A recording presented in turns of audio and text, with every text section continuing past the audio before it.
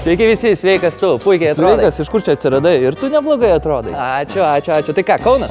Taip, abu finalininkai iš Kauno. Gal klausyk, aš pas vieną, tu pas kitą. Puikiai mintis, tai ką, burtai? Vasaky, hop! Tu pirmas, aš pailsėsiu. Einu, aš pirmas, aš pas Luką, tu ilsiesi.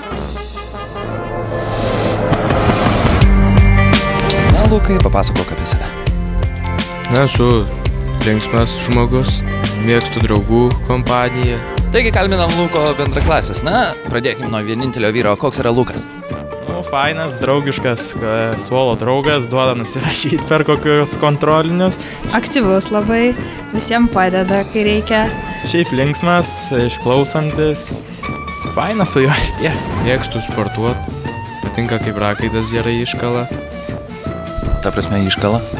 Nu, išmuša visą šlapės būni kaip po dušo. Tai ką sportuoji, kad taip išmuša? Aikido, rytų kovos menai čia. Kiek jau laiko lankai? Apie pusę metų jau. Kalbinam Luką auklėtę. Na, tai auklėtė, koksgi tas Lukas? Mažakalbis, santūrus, draugiškas, mielas, nuoširdus.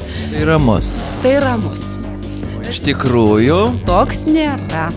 Krečia klasėje ištaigas, skriaudžia mergaitės, bet jos, manau, džiaugiasi tuo. Pavyzdžiui, mums sukliavo per tikybos pamoką kėdės su lipnia juosta. Ir baigėsi viskas kaip? Nu, baigėsi šį kartą gerai, bet žiūrėsim, kaip kitą kartą baigsis. Kur galvoji būti ateityje? Ar galvoji? Architektų turbūt. Kodėl? Patinka braižyti. Tai jau gal kažką esi suprojektavęs? Na, šuns būdą. Ir įgyvendintas jau planas? Dar ne. Dar reikia šunį pirmą gauti. Skaitai, Lukai, knygas? Kartais. Jeigu gera knyga, tai skaitau greitai. Jeigu nepatinka, tai stengiuosi neskaityti. Kaip sugalvoji dalyvauti mūsų žaidime? Močiutė pasiūlė. Na, galvoju, pabandysiu. Blogiau nebus. Ko palinkėsi tiem mūsų žaidime?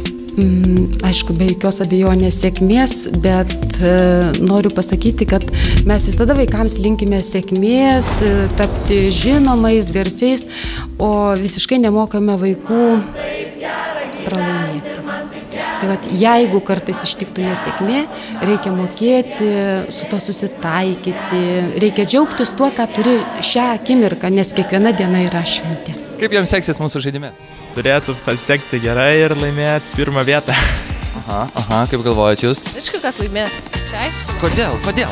Nes jis vienas toksai. Kaune ar visur? Visur. Visam pasaulyje, tai ką, tai gerai, jėga, Lukai, Lukuti, aš tavim tikiu. Mes tikime tavimi. Mes visi tikime tavimi.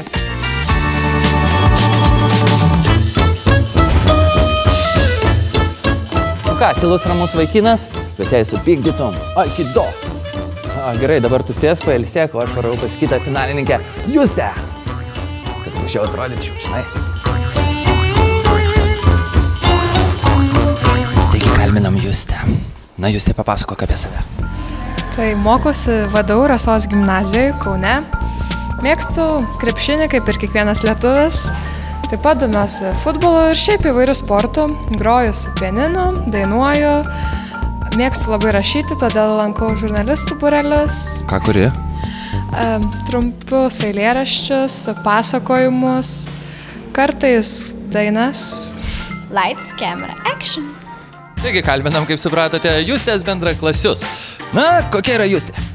Labai draugiška, visada padeda per kontrolinius, viską žino. Labai šiltas žmogus ir su ja visada būna linksma. Pati geriausia klasiokė, kurią esu turėjusi.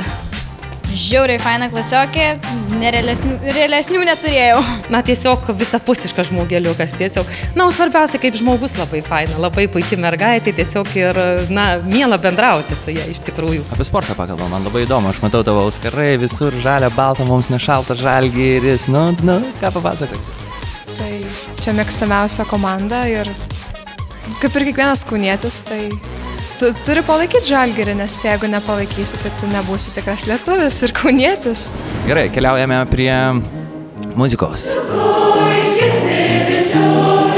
Chorą pradėjau lankyti tik šiemet, o dainuoju tai nuo pat mažens visur, kur tik galima.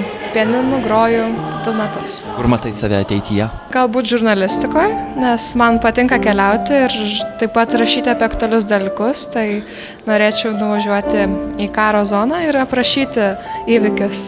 Gal tu geriau būk sporto žurnalistė? Galimas ir toks variantas. Lengviau rašyti apie sportą. Koks jos mažiausias pažymys? Nežinau, iš tikrųjų, tai man rodos, kad ne vien moka 10-ukais. Aš girdėjus, kad ir 7 turėjo vis, bet jau labai pergyveno. Laikraščiai rašė, kad net buvo 7. Dėja, visko būna ir visko reikia. Būna dienų lyg tyčia, kai jėgos taiga apleidžia. Geriausiai sekasi humanitariniai mokslai ir socialiniai, prasčiausiai tikslieji. Galbūt dėl to, kad ir nelabai patinka, nes neturiu tokio pomėgio skaičiuoti, man skaičiai tai jau labai baisu.